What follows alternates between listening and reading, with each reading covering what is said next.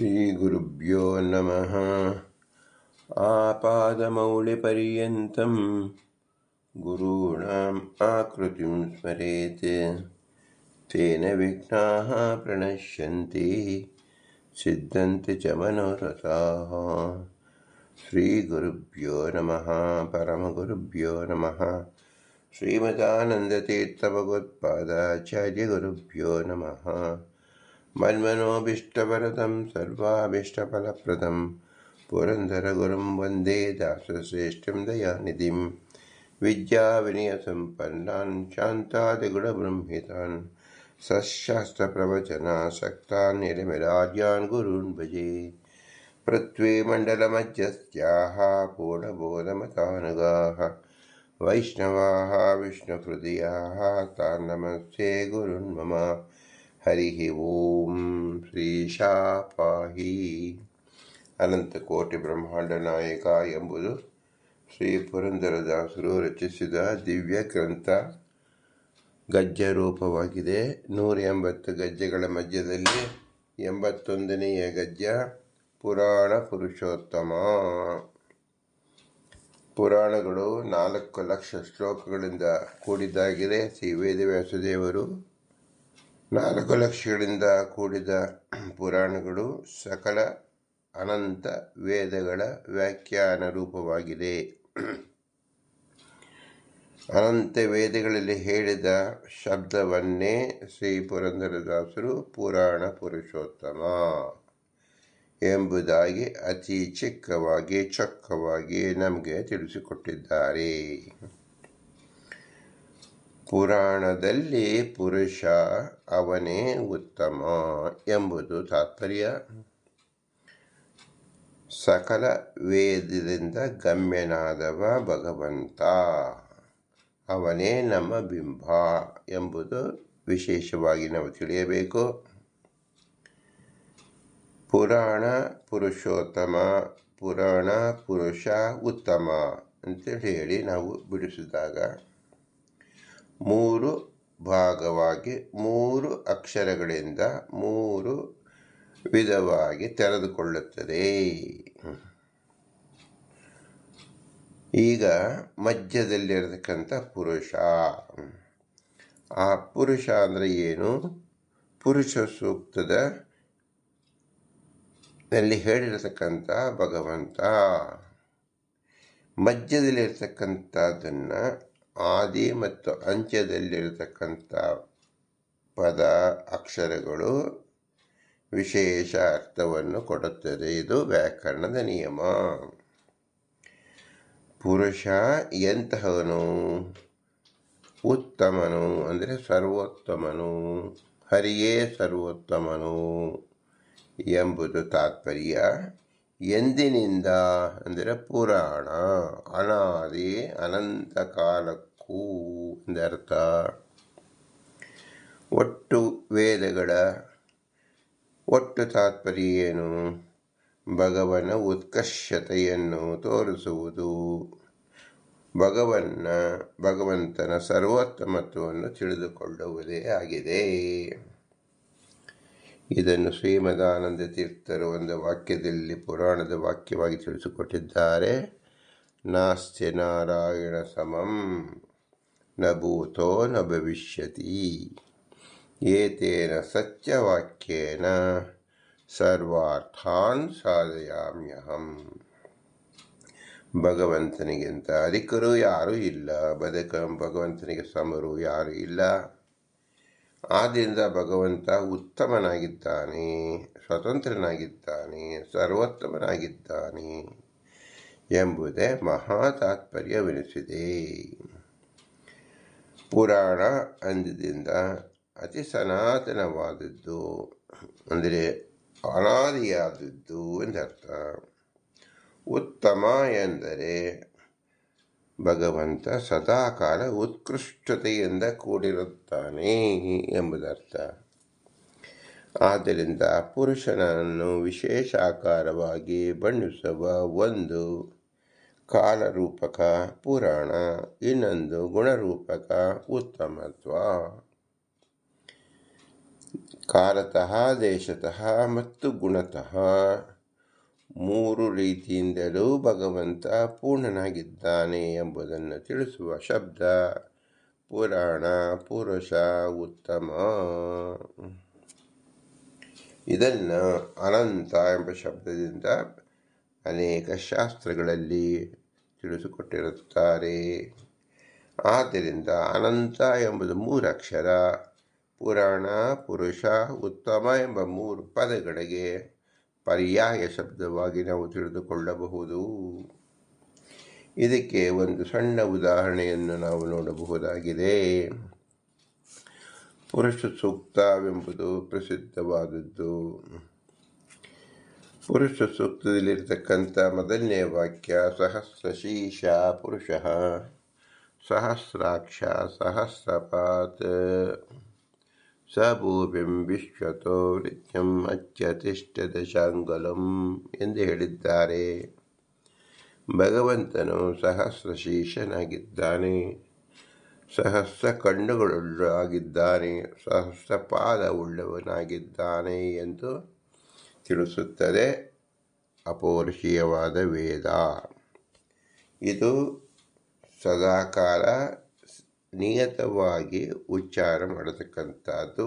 ಇದರಲ್ಲಿ ಯಾವ ಬದಲಾವಣೆಯೂ ಇಲ್ಲ. ಇದನ್ನು ನಾವು ಸಮಾಧಿ ಭಾಷೆ, ಗುಹ್ಯ ಭಾಷೆ, ದರ್ಶನ ಭಾಷೆ ರೀತಿ ನಾವು ಚಿಂತಿಸಿದಾಗ ವೇದದ ನಿಜ ಅರ್ಥ ನಮಗೆ ತಿಳಿಯುತ್ತದೆ. ಅದಕ್ಕೋಸ್ಕರವಾಗಿ ನಾವು ಪುರಾಣವನ್ನು ಶರಣು ಹೋಗಬೇಕು. ಭಗವಂತ ಅನಂತ ಎಂಬುದು ಈ ಪುರುಷ ಸೂಕ್ತದ ಭಾವಾರ್ಥವಾಗಿದ್ದರೂ ಶಬ್ದದಲ್ಲಿ ನಮಗೆ ಗೊಂದಲಮಯವಾಗಿದ್ದು 1000 ತಲೆ, 1000 ಕಣ್ಣು, 1000 ಪಾದ ಎಂಬುದು ನಮಗೆ ಅರ್ಥವಾಗುವುದಿಲ್ಲ. ಆದ್ದರಿಂದ ನಾವು ನಮ್ಮಂತೆ ಒಬ್ಬ ವ್ಯಕ್ತಿಗೆ 2 ಕಣ್ಣಿರಬೇಕೆಂದು ಚಿಂತಿಸುವುದೇ ಮೂಲಭೂತವಾಗಿ ಅದು ತಪ್ಪು ಮಾರ್ಗವಾಗಿದೆ. ವೇದವನ್ನು ವೇದವನ್ನಾಗಿಯೇ ತಿಳಿಯಬೇಕು, ಸರ್ವೋತ್ತಮನನ್ನು ಸರ್ವೋತ್ತಮತ್ವವಾಗಿಯೇ ತಿಳಿಯಬೇಕು, ಪುರುಷನನ್ನು ಪುರುಷೋತ್ತಮನಾಗಿಯೇ ತಿಳಿಯಬೇಕು ಎಂಬುದು ಮೊಟ್ಟ ಮೊದಲು ನಾವು ತಿಳಿದುಕೊಳ್ಳಬೇಕು. ಹಾಗಾದರೆ ಇದನ್ನು ಹೇಗೆ ನಾವು ತಿಳಿದುಕೊಳ್ಳುವುದು ಅಂದರೆ, ಒಂದು ಅರ್ಥದಲ್ಲಿ ಸಹಸ್ರ ಎಂಬುದು ಕೇವಲ ಅದು 1000 ಸಂಖ್ಯೆಯಲ್ಲ, ಅದು ಅನಂತ ಸಂಖ್ಯೆ ಎಂಬುದು ಒಂದು ವ್ಯಾಖ್ಯಾನ. ಮತ್ತೊಂದು ವ್ಯಾಖ್ಯಾನ 1000 ಅಂದರೆ 1000ದ ಅಂದರೆ ಎಂದು ನಾಶವಾಗದ ಎಂದರ್ಥ. ಆಗ ಅದು ಸಂಖ್ಯೆಯೇ ಬರುವುದಿಲ್ಲ, ಅದು ಅನಂತ ಸಂಖ್ಯೆಯಲ್ಲೇ ಸೂಚಿಸುತ್ತದೆ. ಮತ್ತು ಒಂದು ನಾವು ವಿಶೇಷವಾಗಿ ತಿಳಿಯಬೇಕಾದ್ದು, ಭಗವಂತನ ಪರಸ್ಪರ ಅವಯವಗಳಿಗೆ ಭೇದವೇ ಇಲ್ಲ, ಅಭಿನ್ನವಾದದ್ದು, ನೇಹಾನಾನಾಸ್ತಿ ಕಿಂಚನ. ಆದ್ದರಿಂದ ಈ ಎರಡೂ ಅರ್ಥವನ್ನು ಸೇರಿಸಿಕೊಂಡು ನಾವು ವಿಶೇಷವಾಗಿ ಏನು ತಿಳಿಯಬೇಕಂದರೆ, ಭಗವಂತನ ಎಲ್ಲ ಅವಯವಗಳಿಗೂ ಅಭಿನ್ನವಾದ್ದರಿಂದ ಆ ಸಂಖ್ಯೆಯಲ್ಲೂ ನಾವು ಅಭಿನ್ನವಾಗಿರುತ್ತದೆ. ಎಲ್ಲವೂ ಅನಂತಮಯ. ಪೂರ್ಣಸ್ಯ ಪೂರ್ಣಮಾದಾಯ ಪೂರ್ಣಮೇವಾಭವಿಷ್ಯತಿ ಎಂಬ ಶಾಸ್ತ್ರವಾಕ್ಯದಂತೆ ಭಗವಂತನ ಪಾದ ಏನು ಕೆಲಸ ಮಾಡುತ್ತೋ ಅದು ಅಕ್ಷಿ ಕೆಲಸ ಮಾಡುತ್ತದೆ, ಅಕ್ಷಿ ಕೆಲಸ ಮಾಡಿದ್ದು ಮುಖ ಮಾಡುತ್ತದೆ ಎಂದು ಹೇಳಿದಾಗ ಒಂದು ಮುಖಕ್ಕೆ 2 ಕಣ್ಣಿರಬೇಕೆಂಬ ಅಲ್ಪ ಅರ್ಥವನ್ನು ನಾವು ತಿಳಿದುಕೊಳ್ಳಬಾರದು. ಮತ್ತೇನು ತಿಳಿಬೇಕು? ಪ್ರತಿಯೊಂದು ಅಂಗವೂ ಪ್ರತಿಯೊಂದು ಕೆಲಸವೂ ಮಾಡುವುದರಿಂದ ಎಲ್ಲವೂ ಅನಂತವೇ ಆಗಿದೆ. ಸಹಸ್ರ ಎಂಬ ಶಬ್ದಕ್ಕೆ ಅನಂತವೂ ಹೌದು, ಪರಸ್ಪರ ಅಭಿನ್ನವಾಗಿ ಒಂದು ಇಂದ್ರಿಯ ಎಲ್ಲ ಇಂದ್ರಿಯದ ಕೆಲಸವನ್ನು ಮಾಡುವುದರಿಂದ ಸಹಸ್ರಶೀರ್ಷ ಪುರುಷ ಸಹಸ್ರಾಕ್ಷ ಸಹಸ್ರಪಾತ್ ಎಂದು ಮೊದಲ 3 ಪಾದದಲ್ಲಿ ಪುರುಷ ಸೂಕ್ತದಲ್ಲಿ ತಿಳಿಸಿಕೊಟ್ಟಿದ್ದಾರೆ. ಆ 3 ಪಾದವನ್ನೇ ನಾವು ತಿಳಿಸುತ್ತಿರುವುದು ಏನು? ಪುರಾಣ, ಪುರುಷ, ಉತ್ತಮ. ಪುರಾಣ ಪುರುಷೋತ್ತಮ ಎಂಬುದು ಭಗವಂತನ ವಿಶೇಷವಾದ ಲೀಲೆ. ಭಗವಂತ ಅಪ್ರಾಕೃತನಾದ್ದರಿಂದ ಪ್ರಾಕೃತನಂತೆ ನಾವು ಎಂದಿಗೂ ಚಿಂತಿಸಬಾರದು. ಭಗವಂತನಿಗಾಗಲಿ ಲಕ್ಷ್ಮೀದೇವಿಯರಾಗಲಿ ಎಂದು ಪ್ರಾಕೃತ ಸಂಬಂಧ ಇರುವುದೇ ಇಲ್ಲ. ಅವರಿಬ್ಬರು ಅಪ್ರಾಕೃತ ಚಿದಾನಂದ ದೇಹವುಳ್ಳವರು. ಆ ಚಿದಾನಂದ ದೇಹವುಳ್ಳವರ ಅಂಗಗಳು ಹೇಗಿರುತ್ತೆ? ಅದು ಆನಂದ ಗೋವಿಂದ ಆನಂದ ದೇಹಂ ಎಂದು ಹೇಳಿದಂತೆ ಎಲ್ಲವೂ ಚಿನ್ಮಯ ರೂಪ, ಆನಂದಮಯ ರೂಪ. ಆದ್ದರಿಂದ ಅಲ್ಲಿ ಸಂಖ್ಯೆ ನಮ್ಮ ಅಲ್ಪ ಬುದ್ಧಿಗೆ ತೋಚದಂತೆ ಸಹಸ್ರ ಅಥವಾ ಅನಂತ ಎಂಬುದು ಹೇಳದೆ ಅಭಿನ್ನವಾದ ಅನಂತ ಅವಯವಗಳು ಅನಂತ ಕಾರ್ಯದಲ್ಲಿ ಅನಂತ ಕಾಲದಿಂದಲೂ ನಡೆಯುವುದು ಎಂಬುದನ್ನು ತಿಳಿದುಕೊಳ್ಳಬೇಕು. ಈ ವಿಶೇಷ ಅರ್ಥವನ್ನು ನಾವು ಪುರಾಣ ಪುರುಷೋತ್ತಮ ಎಂದು ತಿಳಿದಾಗ ಸಕಲ ವೇದಗಳ ಹಾಗೂ ಸಕಲ ಪುರಾಣಗಳ ಸಮನ್ವಯ ದೃಷ್ಟಿಯಾಗಿ ತಿಳಿದು ಬರುತ್ತದೆ. ಪ್ರಸ್ತುತ ನಾವು ಭವಿಷ್ಯತ್ ಪುರಾಣವನ್ನು ಚಿಂತಿಸಬೇಕಾಗಿದೆ. ಈ ಭವಿಷ್ಯತ್ ಪುರಾಣದ ಕಾಲದಲ್ಲಿ ಭಗವಂತನನ್ನು ವಿಶೇಷಾಕಾರವಾಗಿ ಚಿಂತಿಸುವುದು ಅದೇ ನಿಜವಾದ ಭವಿಷ್ಯತ್ ಪುರಾಣ. ಈ ಭವಿಷ್ಯತ್ ಪುರಾಣದಲ್ಲಿ ಪುರಾಣ ಪುರುಷೋತ್ತಮನನ್ನು ಹೇಗೆ ತಿಳಿಯಬೇಕು ಎಂಬುದು ಪುರಾಣ ಪುರುಷ ಉತ್ತಮ ಎಂಬ ಶಬ್ದದಿಂದ ನಾವು ತಿಳಿದುಕೊಳ್ಳಬಹುದು. ಯಾವ ಶಬ್ದವಾಗಲಿ ಯಾವ ಕಾಲವಾಗಲಿ ಸದಾ ಕಾಲ ಉತ್ತಮನಾಗಿರ್ತಕ್ಕಂಥವನು ಏಕಏವ, ಅವನೇ ಪುರುಷೋತ್ತಮ. ಅವನ ಸರಿಸಾಟಿ ಯಾರೂ ಇಲ್ಲ. ಅವನ ಪದವಿ ನಿತ್ಯವಾದುದು ಎಂಬುದೇ ಇದರ ಅರ್ಥ. ಇದು ಭವಿಷ್ಯತ್ ಪುರಾಣ ಏನು ತಿಳಿಸ್ಕೊಡ್ತಾ ಇದೆ ಅಂದರೆ, ಭವಿಷ್ಯತ್ ಅಂದರೆ ಸಾಧಾರಣವಾಗಿ ನಾಳಿನ ಭವಿಷ್ಯತ್ ಹೇಗಿರುತ್ತೆ ಎಂಬತಕ್ಕಂಥದ್ದನ್ನು ನಾವು ಮನಸ್ಸಿಗೆ ಬಂದರೆ, ಭಗವಂತ ಸದಾಕಾಲದಲ್ಲೂ ಏಕ ಪ್ರಕಾರವಾಗಿರುತ್ತಾನೆ. ಆದ್ದರಿಂದ ಭಗವಂತನಿಗೆ ಭೂತಕಾಲ, ವರ್ತಮಾನ ಕಾಲ, ಭವಿಷ್ಯತ್ ಕಾಲ ಎಂಬತಕ್ಕಂಥ ವ್ಯತ್ಯಾಸದಿಂದ ನಾವು ಏನು ತಿಳಿಯಬೇಕಾಗಿಲ್ಲ. ಭಗವಂತನನ್ನು ನೃತ ಸತ್ಯ ಎಂದು ತಿಳಿಸುತ್ತಾರೆ ಪುರಾಣದಲ್ಲಿ, ಭಾಗವತದಲ್ಲಿ. ನೃತ ಅಂದರೆ ಏನು?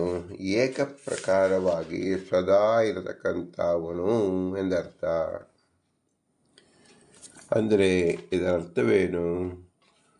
ಪ್ರಪಂಚ ಅನೃತ ಅಂದರೆ ಅದರಲ್ಲಿ ವಿಕಾರ ಉಂಟು, ಅನಿತ್ಯವಾದದ್ದು ಎಂದರ್ಥ. ನೃತ ಅಂದರೆ ಏನು? ಶಾಶ್ವತವಾದದ್ದು ಎಂದರ್ಥ. ಭಗವಂತನ ನೃತ ಎಂದು ವೇದದಲ್ಲಿ ತಿಳಿಸಿದೆ. ಇದರರ್ಥ ಪುರಾಣದಲ್ಲಿ ಹೇಳತಕ್ಕಂಥ ಸತ್ಯ ಎಂಬ ಶಬ್ದದ ಪರ್ಯಾಯ ಶಬ್ದವಾಗಿದೆ. ಭಗವಂತ ಮಾತ್ರ ಸತ್ಯ, ಇನ್ನೆಲ್ಲವೂ ಅಸತ್ಯ. ಅಂದರೆ ಏನು? ಮೃಷ ಅಂದರೆ ಏನರ್ಥ ಅಂದರೆ ಭಗವಂತನಂತೆ ಸತ್ಯತ್ವ ಇನ್ನಾವುದೂ ಇಲ್ಲ. ಆದ್ದರಿಂದ ಭವಿಷ್ಯತ್ ಪುರಾಣದ ಒಟ್ಟು ಸಾರಾಂಶವನ್ನು ಏನು ತಿಳಿಯಬಹುದಾಗಿದೆ? ನೃತನಾದ, ಅಮೃತನಾದ, ನಿತ್ಯನಾದ ಭಗವಂತನನ್ನು ಉಪಾಸನೆ ಮಾಡುವ ಕ್ರಮವನ್ನು ತಿಳಿಸಿಕೊಡುತ್ತಾರೆ ಎಂದರ್ಥ. ಭವಿಷ್ಯತ್ ಪುರಾಣದಲ್ಲಿ 14,000 ಶ್ಲೋಕಗಳು ಇದೆ. 14,000 ಶ್ಲೋಕಗಳಿಗೆ ಮುಖ್ಯವಾಗಿ ಪ್ರಸ್ತುತ ನಮಗೆ ಉಪಲಬ್ಧಿ ಇರತಕ್ಕಂಥ ಸುಮಾರು 300 ಅಧ್ಯಾಯಗಳಿಂದ ಕೂಡಿದ ಭವಿಷ್ಯತ್ ಪುರಾಣವು ನಮಗೆ ಸಿಕ್ಕುತ್ತಾ ಇದೆ. ಇದರಲ್ಲಿ 4 ಭಾಗಗಳಿದೆ. ಮೊಟ್ಟ ಮೊದಲನೇ ಭಾಗ ಉತ್ತರ ಭಾಗ, ನಂತರ ಪ್ರಥಮ, ದ್ವಿತೀಯ, ತೃತೀಯ ಭಾಗವಾಗಿ 4 ಭಾಗವನ್ನಾಗಿ ನಾವು ತಿಳಿದುಕೊಳ್ಳಬಹುದಾಗಿದೆ. ಭವಿಷ್ಯತ್ ಪುರಾಣ ಎಂಬುದು ಉಪೋದ್ಘಾತ ಭಾಗ ಎಂಬುದರಲ್ಲಿ ಮೊದಲನೇ ಅಧ್ಯಾಯದಲ್ಲಿ ಸೃಷ್ಟಿ ವಿವರ, ಮನ್ವಂತರಗಳು, ಧರ್ಮದ ಮಹಿಮೆ ತಿಳಿಸಲ್ಪಟ್ಟಿದೆ. ವ್ರತ ಮಹಾತ್ಮ ಭಾಗ ಎರಡನೆಯದಲ್ಲಿ ಏಕಾದಶಿ ವ್ರತ, ಕಾರ್ತೀಕ ವ್ರತ, ಶಿವರಾತ್ರಿ ವ್ರತ, ಜನ್ಮಾಷ್ಟಮಿ, ರಾಮನವಮಿ ವ್ರತ, ಗಣೇಶ ಚತುರ್ಥಿ, ನವರಾತ್ರಿ ವ್ರತ ತಿಳಿಸಲ್ಪಟ್ಟಿದೆ. ಮೂರನೇ ಅಧ್ಯಾಯದಲ್ಲಿ ತೀರ್ಥ ಮಹಿಮೆ ಭಾಗ ಎಂದು ಹೆಸರು. ಗಂಗಾ ಮಹಿಮೆ, ಗೋದಾವರಿ ತೀರ್ಥ, ಪುಷ್ಕರ ತೀರ್ಥ, ಕಾಶಿ ಮಹಿಮೆ, ಗಯಾ ತೀರ್ಥ ಮಹಿಮೆಯನ್ನು ತಿಳಿಸಲ್ಪಟ್ಟಿದೆ. ನಾಲ್ಕನೇ ಅಧ್ಯಾಯದಲ್ಲಿ ದಾನ ಮಹಾತ್ಮ ಭಾಗ ಎಂದು ಹೆಸರು. ಅದರಲ್ಲಿ ಅನ್ನದಾನ ಮಹಾತ್ಮೆ, ಗೋದಾನ ಮಹಾತ್ಮೆ, ಜಲದಾನ ಮಹಾತ್ಮೆ, ವಿದ್ಯಾದಾನ ಮಹಾತ್ಮೆಯನ್ನು ತಿಳಿಸಲ್ಪಟ್ಟಿದೆ. ಐದನೇ ಅಧ್ಯಾಯ ದೇವತಾ ಪೂಜಾ ಭಾಗ. ಅದರಲ್ಲಿ ವಿಷ್ಣು ಪೂಜೆ ವಿಧಾನ, ಶಿವಪೂಜೆ ವಿಧಾನ, ಸೂರ್ಯ ಆರಾಧನೆ, ದೇವಿ ಪೂಜೆ, ಗಣಪತಿ ಪೂಜೆ ಎಂದು ತಿಳಿಸಲ್ಪಟ್ಟಿದೆ. ಇದರಂತೆ 11ನೇ ಅಧ್ಯಾಯದಲ್ಲಿ ಭಗವಂತನ ವಿಶೇಷವಾದ ಅರ್ಥವನ್ನು ನಮಗೆ ತಿಳಿಸಿಕೊಡ್ತಾ ಇದೆ. ಭವಿಷ್ಯೋತ್ ಪುರಾಣದ ಅಧ್ಯಾಯವಾದ ಸಾರಾಂಶವನ್ನು ನಾರದ ಮುನಿಗಳು ಸೂರ್ಯನು ಸ್ತುತಿಸುತ್ತಾರೆ. ಧರ್ಮದ ಮಾರ್ಗದಲ್ಲಿ ಸೂರ್ಯ ಆರಾಧನೆ ಮಹಾತ್ಮ ತಿಳಿಸಿಕೊಡುತ್ತಾ ಇದೆ. ಸೂರ್ಯನ ಉಪಾಸನೆ ವಿಧಾನ, ಸೂರ್ಯನ ಅರ್ಪಿಸುವ ಅಷ್ಟೋತ್ತರ ನಾಮಗಳು. ಅಧ್ಯಾಯ 3ರಲ್ಲಿ ಏಕಾದಶವ್ರತ ಮಹಿಮೆ, ಪಾಪನಾಶ ಹಾಗೂ ಮೋಕ್ಷದ ಫಲ. ಅಧ್ಯಾಯ 4ರಲ್ಲಿ ಮಾಘಮಾಸ ಸ್ನಾನದ ಮಹತ್ವ, ಗಂಗಾ ಸ್ನಾನ, ದಾನ ಮಾಡುವ ಫಲ. ಅಧ್ಯಾಯ 5ರಲ್ಲಿ ಶಿವರಾತ್ರಿ ವ್ರತ, ಉಪವಾಸ, ಜಾಗರಣೆ ಮತ್ತು ಶಿವಪೂಜೆಯ ಫಲ. ಅಧ್ಯಾಯ 6ರಲ್ಲಿ ಕಾರ್ತೀಕ ಮಾಸ ವ್ರತ, ದೀಪಾರಾಧನೆಯ ಫಲ. ಅಧ್ಯಾಯ 7ರಲ್ಲಿ ಕೃಷ್ಣ ಜನ್ಮಾಷ್ಟಮಿ ವ್ರತ, ಉಪವಾಸ, ಕೃಷ್ಣ ಪೂಜೆ ಮತ್ತು ಫಲ ಪ್ರದಾನ. ಅಧ್ಯಾಯ 8ರಲ್ಲಿ ಶ್ರೀರಾಮನ ವ್ರತ, ರಾಮ ಜನ್ಮ ಕಥೆ ಸಂಕ್ಷಿಪ್ತವಾಗಿ ತಿಳಿಸಲ್ಪಟ್ಟಿದೆ. ಅಧ್ಯಾಯ 9ರಲ್ಲಿ ಗಣೇಶ ಚತುರ್ಥಿ ವ್ರತ, ಗಣಪತಿ ಪೂಜೆ ವಿಧಾನ ಮತ್ತು ಫಲವನ್ನು ತಿಳಿಸಿದೆ. ಅಧ್ಯಾಯ 10ರಲ್ಲಿ ನವರಾತ್ರಿ ಪೂಜೆ, ದುರ್ಗಾ ಪೂಜೆ, ಉಪವಾಸ ಮತ್ತು ವಿಜಯದಾಯಕ ಫಲವನ್ನು ತಿಳಿಸಲ್ಪಟ್ಟಿದೆ. ಹೀಗೆ ಭವಿಷ್ಯೋತ್ ಪುರಾಣದಲ್ಲಿ ಅಧ್ಯಾಯದ ರೀತಿಯಲ್ಲಿ ನಾವು ತಿಳಿದುಕೊಳ್ಳಬಹುದಾಗಿದೆ. 11ನೇ ಅಧ್ಯಾಯದಲ್ಲಿ ಅಕ್ಷಯ ತೃತೀಯ ಮಹತ್ವವನ್ನು ತಿಳಿಸಿದೆ. ಈ ದಾನ ಮಾಡಿದರೆ ಅನಂತ ಪುಣ್ಯ ದೊರೆಯುತ್ತದೆ. 12ನೇ ಅಧ್ಯಾಯದಲ್ಲಿ ವಟ ಸಾವಿತ್ರಿ ವ್ರತ, ಪತಿವ್ರತ ಸ್ತ್ರೀಯರು ಮಾಡುವ ವಿಧಿ. ಸಾವಿತ್ರಿ ಯಮಧರ್ಮರಾಜನಿಂದ ತನ್ನ ಪತಿಯನ್ನು ಮರಳಿ ತಂದ ಕಥೆ ತಿಳಿಸಲಾಗಿದೆ. 13ನೇ ಅಧ್ಯಾಯದಲ್ಲಿ ರಕ್ಷಾಬಂಧನ ವ್ರತ, ಸಹೋದರ ಸಹೋದರಿಯ ಪವಿತ್ರ ಬಾಂಧವ್ಯದ ಮಹಿಮೆ ತಿಳಿಸಲ್ಪಟ್ಟಿದೆ. ಅಧ್ಯಾಯ 14ರಲ್ಲಿ ಉಪಕರ್ಮ, ಋಷಿ ತರ್ಪಣ, ವೇದ ಪಾಠ ಶುರು ಮಾಡುವ ದಿನ, ಋಷಿಗಳಿಗೆ ತರ್ಪಣ ಮಾಡುವ ವಿಧಾನವನ್ನು ತಿಳಿಸಲ್ಪಟ್ಟಿದೆ. ಅಧ್ಯಾಯ 15ರಲ್ಲಿ ಪಿತೃಪಕ್ಷ ಮತ್ತು ತರ್ಪಣ ವಿಧಿ, ಪಿತೃಗಳಿಗೆ ಶ್ರಾದ್ದ ಮಾಡಿದರೆ ಸಂತಾನ ಸಂಪತ್ತು ದೊರೆಯುತ್ತದೆ ಎಂಬ ವಿಶೇಷವನ್ನು ತಿಳಿಸಲ್ಪಟ್ಟಿದೆ. ಅಧ್ಯಾಯ 16ರಲ್ಲಿ ದೀಪಾವಳಿ ಮಹಿಮೆ, ಲಕ್ಷ್ಮೀ ಪೂಜೆ ಮತ್ತು ಬೆಳಕಿನ ಆರಾಧನೆ ಫಲವನ್ನು ತಿಳಿಸಲ್ಪಟ್ಟಿದೆ. ಅಧ್ಯಾಯ 17ರಲ್ಲಿ ವಟಪೂರ್ಣಿಮಾ ಮತ್ತು ಪಿತೃಗಳಿಗೆ ಅರ್ಪಣೆ, ದಾನ ಹವನಗಳ ಮಹತ್ವವನ್ನು ತಿಳಿಸಲ್ಪಟ್ಟಿದೆ. ಅಧ್ಯಾಯ 18ರಲ್ಲಿ ಸೂರ್ಯಷಷ್ಠಿಯ ವ್ರತ,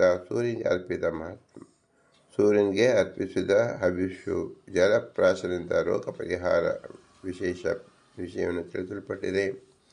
ಅಧ್ಯಾಯ 19ರಲ್ಲಿ ಸೋಮವಾರ ವ್ರತ, ಶಿವನಿಗೆ ಉಪವಾಸ ಮಾಡಿ ಪೂಜೆ ಮಾಡಿದ ಸೌಭಾಗ್ಯ ತಿಳಿಸಲ್ಪಟ್ಟಿದೆ. ಅಧ್ಯಾಯ 20ರಲ್ಲಿ ಶನಿವಾರದ ವ್ರತ, ಶನೇಶ್ವರ ಆರಾಧನೆ, ತೈಲಾಭಿಷೇಕ, ಕಪ್ಪು ಎಳ್ಳು ದಾನ, ಪಾಪ ವಿಮೋಚನೆ ಮತ್ತು ದೀರ್ಘಾಯುಷ್ಯ.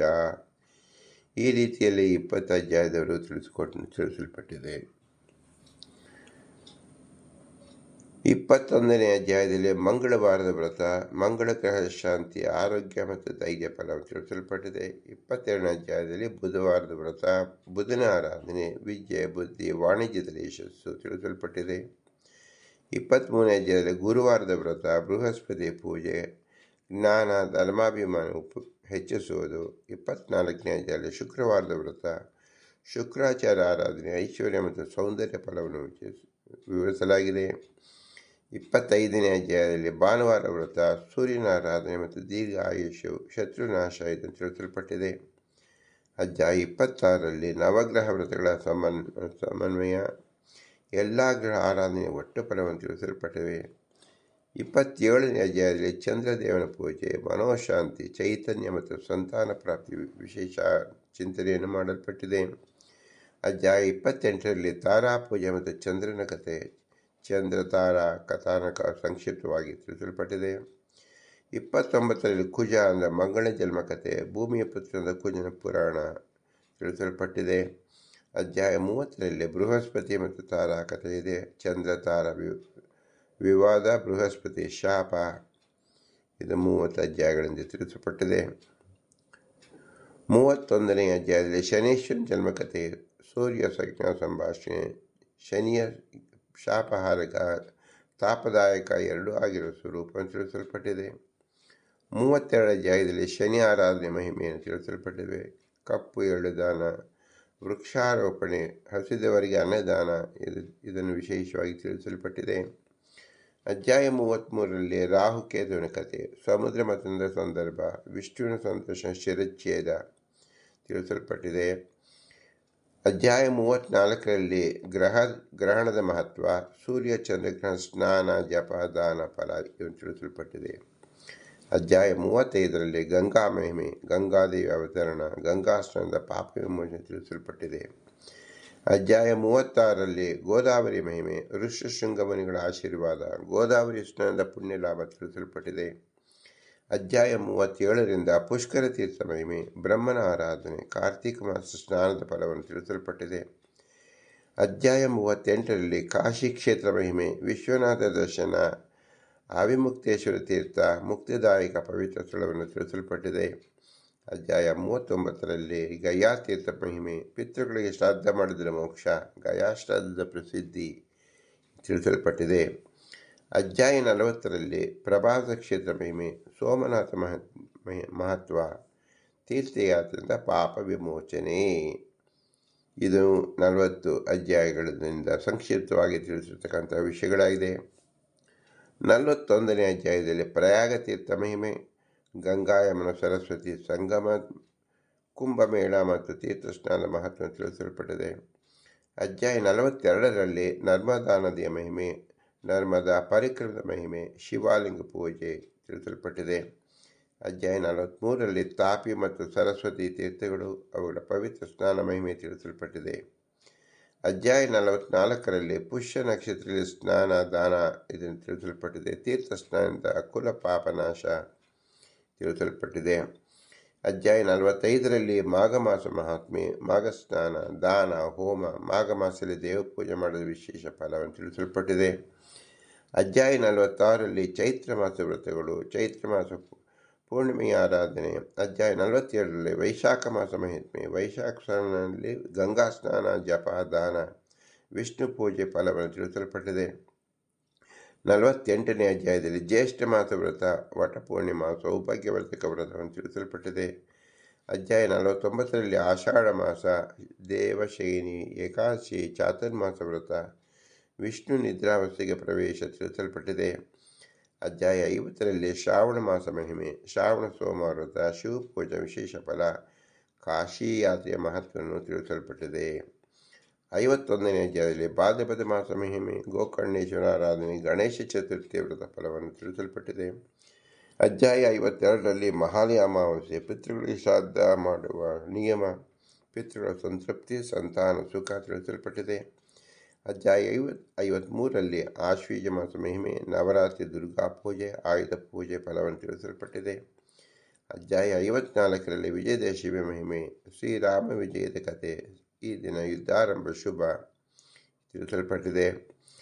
ಅಧ್ಯಾಯ 55ರಲ್ಲಿ ಕಾರ್ತಿಕ ಮಾಸ ಮಹಿಮೆ, ದೀಪಾರಾಧನೆ, ತುಲಾ ಸ್ನಾನ, ಕಾರ್ತಿಕೇಯ ಪೂಜೆ ತಿಳಿಸಲ್ಪಟ್ಟಿದೆ. ಅಧ್ಯಾಯ 56ರಲ್ಲಿ ಕಾರ್ತಿಕ ಪೂರ್ಣಿಮಾ, ತುಂಗಾಭದ್ರ ಸ್ನಾನ, ದಾನ ಮತ್ತು ಭಕ್ತಿಪೂರ್ವಕ ಹವನ ತಿಳಿಸಲ್ಪಟ್ಟಿದೆ. ಅಧ್ಯಾಯ 57ರಲ್ಲಿ ಮಾರ್ಗಶಿರ ಮಾಸ ಮಹಿಮೆ, ದತ್ತಾತ್ರೇಯ ಜಯಂತಿ, ವಿಷ್ಣು ಪೂಜೆ ತಿಳಿಸಲ್ಪಟ್ಟಿದೆ. ಅಧ್ಯಾಯ 58ರಲ್ಲಿ ಪುಷ್ಯ ಮಾಸ, ಸೂರ್ಯ ಪೂಜೆ, ಧಾನ್ಯ ಮತ್ತು ದಾನ, ಪುಷ್ಯ ಮಾಸದಲ್ಲಿ ದಾನ ಮಾಡಿದರೆ ಅಕ್ಷಯ ಪುಣ್ಯ ತಿಳಿಸಲ್ಪಟ್ಟಿದೆ. 59ನೇ ಅಧ್ಯಾಯದಲ್ಲಿ ಮಾಘ ಮಾಸ ವ್ರತಗಳು, ಮಾಘ ಸ್ನಾನ, ಗಂಗಾ ಯಮುನಾ ಸರಸ್ವತಿ ತೀರ್ಥಯಾತ್ರೆ ಮಹಿಮೆ ತಿಳಿಸಲ್ಪಟ್ಟಿದೆ. ಅಧ್ಯಾಯ 60ರಲ್ಲಿ ಪಾಲ್ಗುಣ ಮಾಸ, ಹೋಳಿ ಹಬ್ಬದ ಮಹಿಮೆ, ವಿಷ್ಣುವಿನ ನರಸಿಂಹಾವತಾರದ ಸ್ಮರಣೆಯನ್ನು ತಿಳಿಸಲ್ಪಟ್ಟಿದೆ. 61ನೇ ಅಧ್ಯಾಯದಲ್ಲಿ ಹೋಳಿ ನಂತರದ ವಸಂತ ಋತು ಮಹಿಮೆ, ವಸಂತ ಋತುವಿನಲ್ಲಿ ಕೃಷ್ಣ ಪೂಜೆ ವಿಶೇಷ ಫಲ ತಿಳಿಸಲ್ಪಟ್ಟಿದೆ. 62ನೇ ಅಧ್ಯಾಯದಲ್ಲಿ ಅಕ್ಷಯ ತೃತೀಯೆ ಎಂದು ವಿಶಿಷ್ಟ ವಿಧಿಗಳು, ವ್ರತ, ದಾನ, ನೀರು, ಬಂಗಾರದ ಮಹಿಮೆಯ ಫಲವನ್ನು ತಿಳಿಸಲ್ಪಟ್ಟಿದೆ. ಅಧ್ಯಾಯ 63ರಲ್ಲಿ ನೃಸಿಂಹ ಜಯಂತಿ, ಹಿರಣ್ಯಕಶಿಪು ವಧೆ ಕಥಾನಕ, ನೃಸಿಂಹ ಆರಾಧನೆ ಮಹಿಮೆ ತಿಳಿಸಲ್ಪಟ್ಟಿದೆ. 64ರಲ್ಲಿ ವಟ ಸಾವಿತ್ರಿ ಪೂಜೆ, ಸಾವಿತ್ರಿ ಪತಿಯ ರಕ್ಷಣೆ ಕಥೆ ವಿಸ್ತಾರವಾಗಿ ತಿಳಿಸಲ್ಪಟ್ಟಿದೆ. 65ರಲ್ಲಿ ದಶಹರ, ಗಂಗಾದಶಮಿ ಹಬ್ಬ, ಗಂಗಾ ಸ್ನಾನದ ಮಹಿಮೆ ತಿಳಿಸಲ್ಪಟ್ಟಿದೆ. ಅಧ್ಯಾಯ 66ರಲ್ಲಿ ದೇವಯಾನಿ ಮತ್ತು ಶರ್ಮಿಷ್ಠಿ ಕಥೆ, ಶರ್ಮಿಷ್ಠಿಯಿಂದ ದಾನ ತ್ಯಾಗದ ಪಾಠವನ್ನು ತಿಳಿಸಲ್ಪಟ್ಟಿದೆ. 67ನೇ ಅಧ್ಯಾಯದಲ್ಲಿ ಚಂದ್ರಗ್ರಹಣ ವ್ರತ, ಚಂದ್ರಗ್ರಹಣ ಸಮಯದಲ್ಲಿ ದಾನ ತಪ ಮಾಡಿದ ಮಹಾಪುಣ್ಯ ಇದು ತಿಳಿಸಲ್ಪಟ್ಟಿದೆ. 68ನೇ ಅಧ್ಯಾಯದಲ್ಲಿ ಸೂರ್ಯಗ್ರಹಣ ವ್ರತ, ಸೂರ್ಯಗ್ರಹಣದ ವೇಳೆ ಸ್ನಾನ, ಉಪವಾಸ, ಹವನ, ಬ್ರಾಹ್ಮಣ ಭೋಜನವನ್ನು ತಿಳಿಸಲ್ಪಟ್ಟಿದೆ. 69ನೇ ಅಧ್ಯಾಯದಲ್ಲಿ ಗೋಪಾದ್ಮ ವ್ರತ, ಗೋವಿನ ಆರಾಧನೆ, ಕೃಷ್ಣನ ಅನುಗ್ರಹ ತಿಳಿಸಲ್ಪಟ್ಟಿದೆ. ಅಧ್ಯಾಯ 70ರಲ್ಲಿ ತೀರ್ಥಯಾತ್ರೆ ಮಹಿಮೆ, ತೀರ್ಥಸ್ನಾನ, ದೇವದರ್ಶನ, ದಾನ ಮತ್ತು ಮೋಕ್ಷದಾಯಕ ಈ ರೀತಿಯಲ್ಲಿ ತಿಳಿಸಲ್ಪಟ್ಟಿದೆ. 71ನೇ ಅಧ್ಯಾಯದಲ್ಲಿ ಕದಳಿ ವ್ರತ, ಬಾಳೆ ಮರದ ಪೂಜೆ, ಸೌಭಾಗ್ಯ ವೃತ್ತಿ, ಸಂತಾನ ಪ್ರತಿಫಲ ತಿಳಿಸಲ್ಪಟ್ಟಿದೆ. 72ನೇ ಅಧ್ಯಾಯದಲ್ಲಿ ತಿರುಹಸಿ ವ್ರತ ಮತ್ತು ತುಳಸಿ ದೇವಿಯ ಆರಾಧನೆ, ವಿಷ್ಣು ಪ್ರಸಾದ, ತುಳಸಿ ಸಾಲಿಗ್ರಾಮ ವಿವಾಹ ಕಥೆಯನ್ನು ತಿಳಿಸಲ್ಪಟ್ಟಿದೆ. 73ನೇ ಅಧ್ಯಾಯದಲ್ಲಿ ಕಾರ್ತಿಕ ಮಾಸದಲ್ಲಿ ತುಳಸಿ ಪೂಜೆ, ದೀಪಾರಾಧನೆ ಮಹಿಮೆ ತಿಳಿಸಲ್ಪಟ್ಟಿದೆ. 74ನೇ ಅಧ್ಯಾಯದಲ್ಲಿ ತುಳಸಿಯ ಜನ್ಮಕಥೆ, ಜಲಂಧರ ತುಳಸಿ ಕಥಾನಕ, ತುಳಸಿ ದೇವಿ ವಿಷ್ಣು ಲೀನವಾಗುವುದು ತಿಳಿಸಲ್ಪಟ್ಟಿದೆ. 75ನೇ ಅಧ್ಯಾಯದಲ್ಲಿ ಲಕ್ಷ್ಮೀ ವ್ರತ, ಶುಕ್ರವಾರ ದಿನ ಲಕ್ಷ್ಮೀ ಪೂಜೆ, ದ್ರವ್ಯ, ಐಶ್ವರ್ಯ, ಸಂಪತ್ತು ದೊರಕುವುದು ತಿಳಿಸಲ್ಪಟ್ಟಿದೆ. ಅಧ್ಯಾಯ 76ರಲ್ಲಿ ಸತ್ಯನಾರಾಯಣ ವ್ರತ ಕಥೆ, ಪೂಜೆ, ನೈವೇದ್ಯ, ವಿಧಿಗಳು, ಸತ್ಯವ್ರತದಿಂದ ಸಂಕಷ್ಟ ಪರಿಹಾರ ತಿಳಿಸಲ್ಪಟ್ಟಿದೆ. 77ರಲ್ಲಿ ಸತ್ಯನಾರಾಯಣ ವ್ರತ ಕಥೆಯ ಭಾಗ 2 ಮತ್ತು ಗೋಪಾಲ ಸೃಷ್ಟಿ, ಬಡ ಬ್ರಾಹ್ಮಣ ರಾಜಕಥೆ ತಿಳಿಸಲ್ಪಟ್ಟಿದೆ. 78ರಲ್ಲಿ ಸತ್ಯನಾರಾಯಣ ವ್ರತ ಕಥೆಯ ಭಾಗ 3, ವ್ಯಾಪಾರಿ ರಾಜಕುಮಾರ ಘಟನೆ, ವ್ರತದಿಂದ ಸಂಕಟ ನಿವಾರಣೆ ತಿಳಿಸಲ್ಪಟ್ಟಿದೆ. 79ರಲ್ಲಿ ದಾನ ಮಹಿಮೆ, ಅನ್ನದಾನ, ಗೋದಾನ, ವಸ್ತ್ರದಾನ, ಪ್ರತಿಯೊಂದು ದಾನದ ಫಲ ವಿವರ ತಿಳಿಸಲ್ಪಟ್ಟಿದೆ. 80ನೇ ಅಧ್ಯಾಯದಲ್ಲಿ ಭೂದಾನ, ವಿದ್ಯಾದಾನ, ಹವನ, ಜಪ, ದಾನ, ಸಮನ್ವಯ, ಕರ್ಮ, ಧರ್ಮದ ಪಾಠ ತಿಳಿಸಲ್ಪಟ್ಟಿದೆ. 81ನೇ ಅಧ್ಯಾಯದಲ್ಲಿ ಅಕ್ಷಯ ದಾನದ ಮಹಿಮೆ ತಿಳಿಸಲ್ಪಟ್ಟಿದೆ. ಅಲ್ಪ ದಾನ ಮಾಡಿದರೂ ಅಕ್ಷಯ ಪುಣ್ಯ ದೊರಕುವುದು. 82ರಲ್ಲಿ ಜಲದಾನ ಮಹಿಮೆ, ತಾಪತ್ರೆ ನಿವಾರಣೆ, ಪಿತೃ ಸಂತೋಷ ತಿಳಿಸಲ್ಪಟ್ಟಿದೆ. ಅನ್ನದಾನದ ಮಹಿಮೆ, ಅನ್ನ ಪರಬ್ರಹ್ಮ ಸ್ವರೂಪದಿಂದ ಅನ್ನದಾನ ಎಲ್ಲ ದಾನದ ಶ್ರೇಷ್ಠ ಎಂದು ತಿಳಿಸಲ್ಪಟ್ಟಿದೆ. 84ರಲ್ಲಿ ಗೋದಾನದ ಮಹಿಮೆ, ಗೋವುಗಳ ಪಾವಿತ್ರ್ಯತೆ, ಗೋದಾನದ ಮೋಕ್ಷ ಪ್ರಾಪ್ತಿ ತಿಳಿಸಲ್ಪಟ್ಟಿದೆ. 85ನೇ ಅಧ್ಯಾಯದಲ್ಲಿ ವಸ್ತ್ರದಾನದ ಫಲ, ದೇಹದ ಆವರಣ ನೀಡುವುದರಿಂದ ಅಪಾರ ಪುಣ್ಯ ತಿಳಿಸಲ್ಪಟ್ಟಿದೆ. 86ರಲ್ಲಿ ವಿದ್ಯಾದಾನದ ಮಹಿಮೆ, ಜ್ಞಾನವನ್ನು ಶಾಶ್ವತ, ವಿದ್ಯಾದಾನ ಮಾಡಿದರೆ ಲೋಕಕ್ಕೆ ಹಿತವಾಗುವುದು ಎಂದು ತಿಳಿಸಲ್ಪಟ್ಟಿದೆ.